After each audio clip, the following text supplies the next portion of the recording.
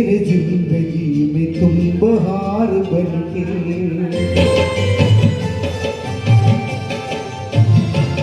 आए हो मेरे जिंदगी में तुम बहार बनके आए हो मेरे जिंदगी में तुम बहार बनके मेरे दिल में यूं ही रहना हाय मेरे दिल में यूं ही रहना तुम प्यार प्यार बनके आए हो मेरे जिंदगी में तुम बहार बनके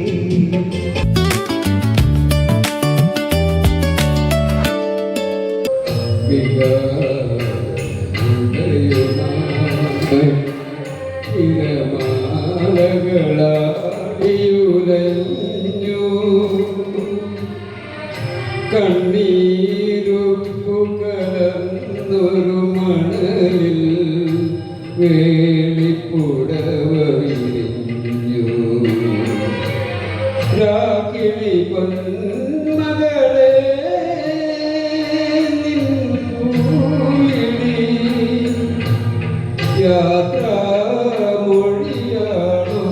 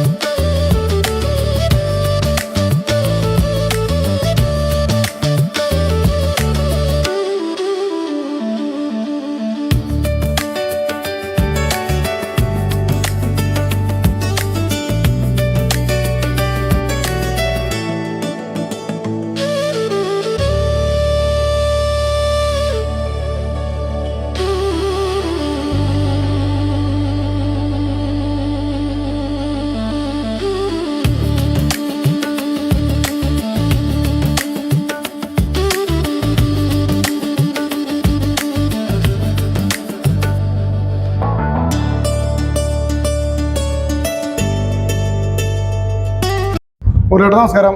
ഓ നമസ്കാരം. എന്തൊക്കെയുണ്ട് വിശേഷങ്ങള്? ഏ എന്തൊക്കെയുണ്ട് വിശേഷങ്ങൾ? നല്ല വിശേഷങ്ങൾ. സുഖമായിരിക്കുന്നു. ഓ സുഖം. എത്ര വർഷം നാടകത്തിന്റെ? നാടകത്തിൽ ഇപ്പൊ 40 വർഷമൊക്കെ ആയിട്ടുണ്ടോ? വയസ്സിന് കഴിഞ്ഞിട്ട് പഴയ കലാകാരനാണ്. 95-ന് ഞാൻ ഏറ്റവും നല്ല നടനുള്ള അവാർഡ് മേടിച്ച ആളാണ്. 90 എന്റെ ചെറുപ്പത്തിലല്ലേ എല്ലാ പൂരപ്പറമ്പിലും നാടകം ഉണ്ടായിരുന്നു. അത് ഞാൻ ഉറക്കൊളിച്ച് കണ്ടിട്ടുള്ള ആളാണ്. അന്ന് വേറെ രസമായിരുന്നു. അതെ, നാടകത്തിന്റെ മൂല്യച്യുതി എന്ന് പറഞ്ഞ ആധുനിക തലമുറ. ഇതിപ്പോ ഇവരും 65 വർഷമായിട്ട് 68 വർഷമായിട്ട് ഈ അമേച്ചർ നാടക പ്രസ്ഥാനമായിട്ട് ബന്ധപ്പെട്ട് പ്രവർത്തിക്കുന്നത് കൊണ്ടാണ് ഇന്ന് ഒരു അമേച്ചർ നാടകം അവതരിപ്പിക്കുന്നത്. ചെറുപ്പക്കാരാണെങ്കിൽ ഇപ്പൊ വീരനാട്യത്തിൽ എത്തി നിൽക്കുകയാണ് യുവത. അതാണ് അങ്ങനൊരു മാറ്റമുണ്ട്. അപ്പോഴും നമ്മുടെ ചെറുപ്പത്തില് ആദ്യം നാടകമായിരുന്നു, ബാലി ഉണ്ടായിരുന്നു, പിന്നെ മിമിക്സ് പരേഡ് ഉണ്ടായിരുന്നു. ഇതൊക്കെ അന്യം നിന്ന് പോയി. ഇനി അതൊക്കെ വീണ്ടും തിരിച്ചു കൊണ്ടുവരണം. ആ പറമ്പിൽ ഇരുന്നിട്ട് നമ്മൾ ആ സ്റ്റേജിന്റെ മുന്നിൽ ഇരുന്നിട്ട് കസാരക്ക് ഇല്ലാണ്ട് കാണുന്ന ആ ഒരു ഫീലില്ലേ കിട്ടില്ല, തിയേറ്റർ പോലെ കിട്ടില്ല. അമേച്ചർ നാടക സംഘങ്ങൾ ഉണ്ടാവണം. അതിന്റെ ഭാഗമായിട്ടാണ് പുരോഗമനപരമായിട്ടുള്ള കാഴ്ചപ്പാട് ആ നാട്ടിലും വീട്ടിലും. ആ നഷ്ടപ്പെട്ട കലകളെല്ലാം നമ്മള് പൂർണ്ണ ശക്തിയോടെ തിരിച്ചു കൊണ്ടുവരണം. അത് നിങ്ങളുടെ ഒരു കൂട്ടായ്മ തന്നെ വേണം. ഞാൻ അന്യം നിന്ന് പോയ കലകളെ മാത്രം അവതരിപ്പിച്ചുകൊണ്ട് രംഗാവിഷ്കാരം നടത്തിക്കൊണ്ടുള്ള ഒരു സംഘം എനിക്കുണ്ട്. അതായത് തൂളനൃത്തപ്പാട്ട്, പുള്ളുമ്പാട്ട്, ഐവരകളി, നായാടിക്കളി ഇത്യാദി. അതൊക്കെ നിന്ന് പോയില്ലോ. അത് മാത്രം അത് തനത് മറ്റേ ഉപകരണങ്ങൾ വെച്ചിട്ട് അതിൻ്റെ തനിമ നഷ്ടപ്പെടാതെ 1 മണിക്കൂർ ദൈർഘ്യത്തിലോ 1.5 മണിക്കൂർ ദൈർഘ്യത്തിലോ വിഷ്വലൈസ് ചെയ്യുന്ന ഒരു സംഘം എനിക്ക്.